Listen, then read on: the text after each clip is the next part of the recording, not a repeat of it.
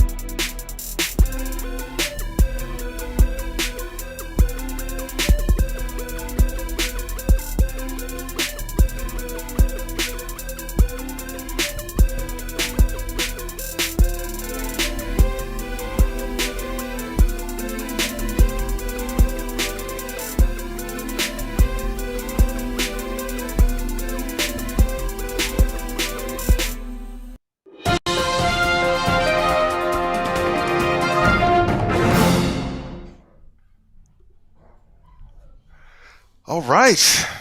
Here we are. We are live with breaking news. So thanks for joining us, y'all. It's our first time doing this, but if not today, then when? Like the inevitable.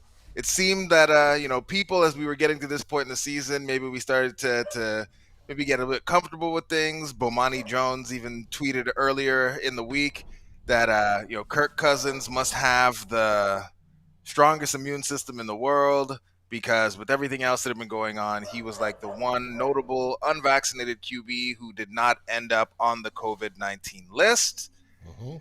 And maybe he jinxed us. I don't know, but here we are, a couple days out from what is basically our last ditch effort on the season, and we've lost our starting quarterback. Kirk Cousins is out. He's been put on the COVID-19 list. Um, Maybe some semantics involved. Adam Schefter tweeting out that Kirk Cousins had symptoms and self-reported. Um, Zimmer basically saying that he didn't know if Kirk had symptoms or not, but that because Kirk is unvaccinated, he gets tested every day. And so, to Mhm. Zim's knowledge, Kirk came in, was tested, positive test. They tested Kirk again. It confirmed the diagnosis, and that is it. Kirk Cousins is out for this Sunday night's game against the Green Bay Packers. And Zim also poured a bit of water on the fun that folks were having out there on Vikings Twitter and in other places, basically saying Kellen Mond will not be getting the start. Kellen Mond will not be playing.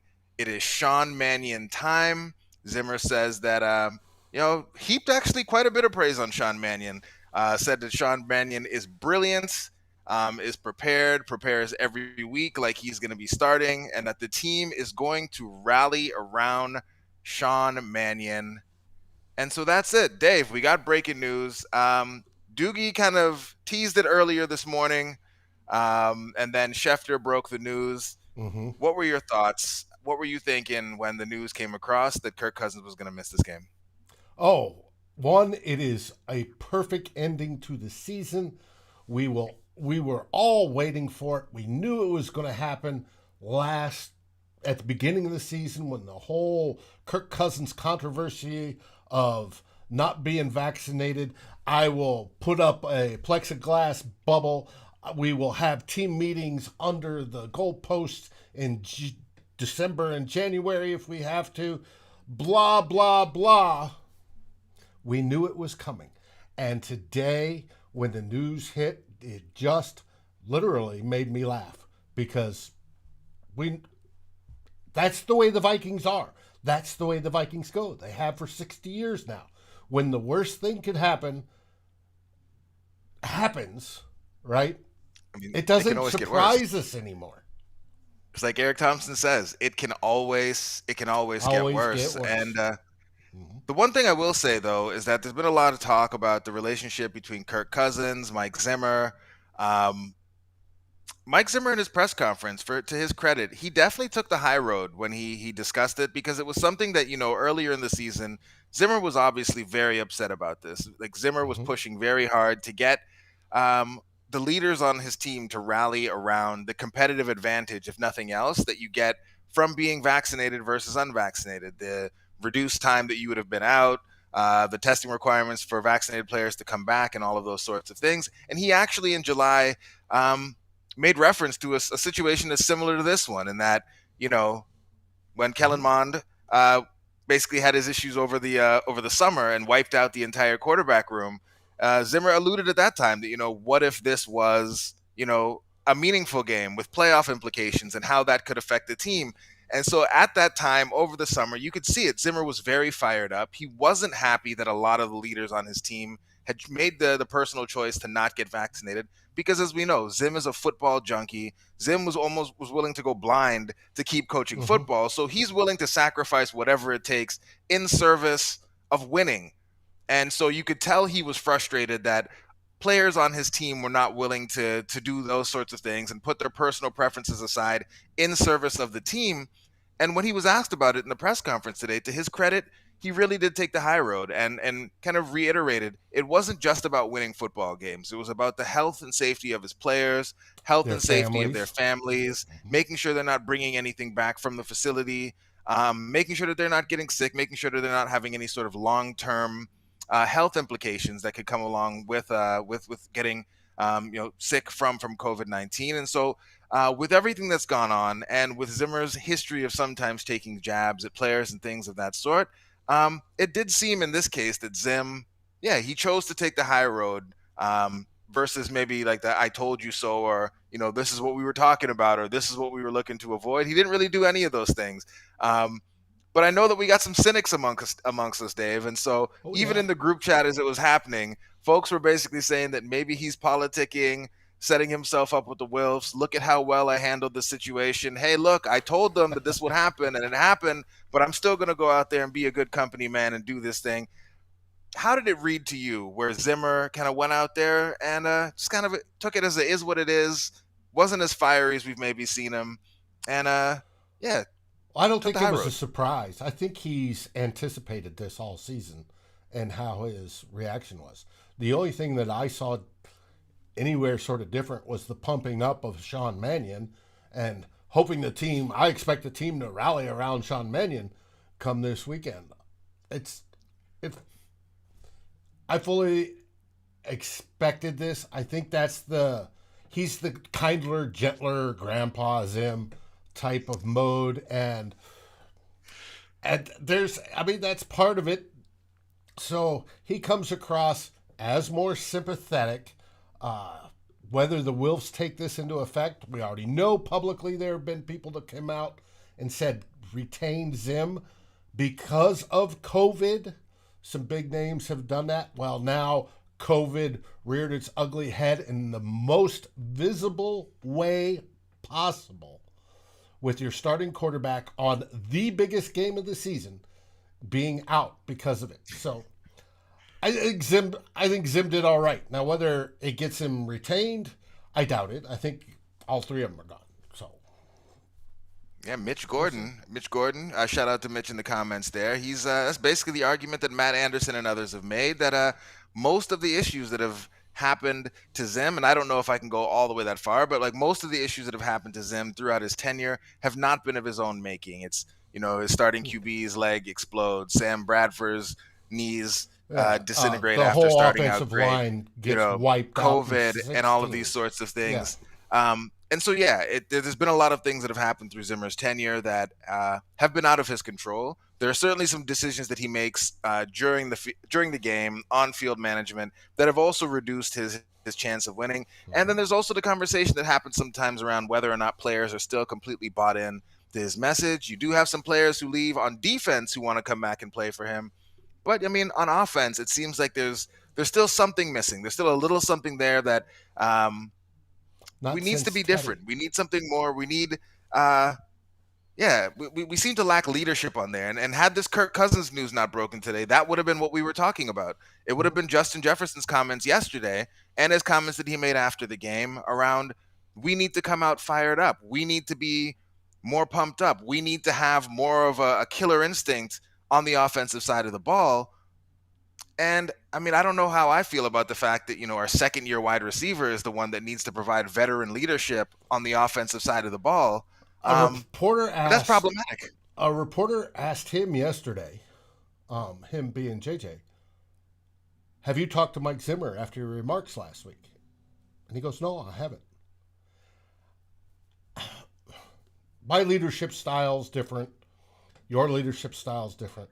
Everybody's leadership style is different. All right. For me, as a coach, I want to be dealing with my players. Now, Zim said today he talks to his players every day. But I want to get it on a more personal level, find out what makes them tick, what motivates them. So I can focus on that, and bring in elements that help that, and then modify the team around that so that they all are getting what they needed, whether it's coddled or yelled at or whatever it is, to go. And the whole idea that he hadn't talked to Justin sort of bothered me, because one of Mike Zimmer's faults is he's myopic on the defense. And he shouldn't be. He's a head coach. He should be a coach of the whole team. And that includes everybody on the offense. It also includes special teams and kickers. Now, I don't mind Zimmer being away from kickers, but it's a whole team thing. And it's a whole team approach the Vikings need to take going into the future. And so, hopefully, Zim learns from it. And who knows, he may go to the next team and take them straight to the Super Bowl. That will be the Vikings way, no matter what. But it won't be with us. So, I mean, who knows? Doogie was saying, who knows? We don't. The Wills still don't know what they're gonna do. And they can come They've out done and some say, research, they've done some digging, Yeah. but they don't know. And Vikings Jerome, it's Sean Mannion. They've let us know. Sean Mannion is the one who's going to start. Yep. Zim said, after a bit of hesitation, but he did say that Kellen Mond would be the backup quarterback. Yes. Which is also hilarious because, Kyle Sloter and his family had no love lost for Mike Zimmer on their way out the door. So him coming back is also, I'm sure, something that makes Zim Then who super made happy that to deal with. decision to bring Sloter back? That's that's good Rick, question. Because So he's on the it's, 53. He'll be dressed. Yeah, so it's as always, this team never disappoints when it comes to generating content for us and figuring out, giving us something to talk about day in and day out. But yeah, that's it. That's the news of the day. Going into, I mean, it's at this point statistically, because of where we are and the issues that we've had and the situation we put ourselves in, the most important game of the season. Mhm. But if we really go back and we handle our business against Cooper Rush, we handle our business against the Detroit Lions, If we're we not having beat these the conversations Cardinals, right if we now. beat, we wouldn't be. And so, yes, Yeah. this is the most important game of the season because we didn't handle our business earlier in the season. And for this game, which is the most pivotal game for us of the season, we will not have our starting quarterback, Kirk Cousins. He is on the COVID-19 list. And with that said, it's something we probably should have said earlier in the show. Here's hoping to a speedy recovery to Kirk. Now, they did mention he had some symptoms. We hope it doesn't end up being as bad as it has been for some professional athletes. Right, where it Tyler damages Lockett's lungs story or came out inflames today. the heart or whatever. Yeah. Yeah. Yep. Tyler Lockett had his story break, I think, yesterday, where he talked about losing 8 pounds and just the struggles with, being able to catch his breath. And so we're not going to get into the politics of any of it, but, COVID's a thing. Most end up escaping without major issues, but there are Are quite the a few rare people few. who do end up developing longer term complications. So our hope is that Kirk isn't one of those. And that's really it. That's all we had. Just a quick hitting show to come in today. Talk about the news of the day. Kirk is out. Zim takes the high road. We play the Packers on Sunday. And I hope everyone here was as sharp as Drew in the CTP chat to lock in the Packers at minus 6.5 before the line changed. But that's it. That's all. That is the show. Well, I got one more Come question. back tomorrow. Oh, you got one more question. Fire away, Dave. What do you think the game plan's going to be Sunday night? I mean, we know what the game plan is going to be. I mean, this gave Zim everything that he needed to do the game plan that he wanted to do anyway, which is we're going to run it to Dalvin. Heavy We're going to run it to sets. Dalvin again. We're going to run it to Dalvin again. Every now and again, we might run it with Wongwu, but then we're going to run it to Dalvin. Madison might come in if Dalvin gets tired. Yeah, Dalvin's going to get all the touches. Who knows? Maybe Mannion just gets bored, starts chucking some up there, Case Keenum style, because why not? But I expect we're going to get a heavy dose of Dalvin. We're going to make that defense have to tackle over and over and over again in the cold. And that's they'll put that's guys in the box, and we'll bring in Brandell and stick him on the line, and we're looking at a smash mouth running game because I don't trust Mannion to throw diddly squat, maybe 100 yards, maybe. So yeah, it'll be interesting. With that, Tyler Conklin's going to have a big game. Yeah, he very well could. Just a little slant across, you betcha. Yeah. With that, you and I and Flip and Matt will be here after the game Sunday night live to discuss actually how that run game went. Before that, tomorrow, however, you get myself and fellow old blogger Darren Campbell as we talk the pregame. Obviously, as of today, one of the subjects changed. So we'll go from there.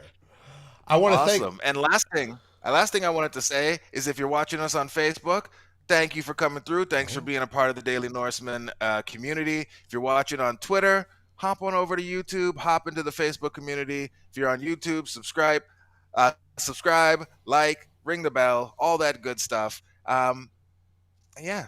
That's it. That's all. Thank you to all of you for riding with us through this whole year. It has been a ton of fun building this community with all of you, hanging out multiple times a week.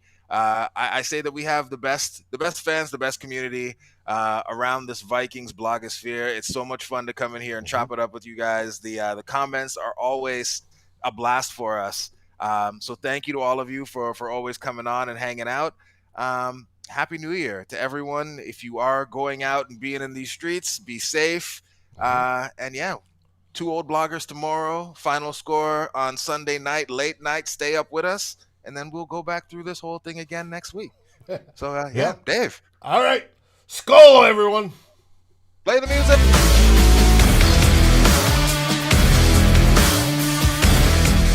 Thanks for watching. Like, subscribe, and ring the bell. And if you're listening on your favorite aggregator, make sure you rate us. And always feel free to join the conversation here at Climbing the Pocket. Skol, everybody.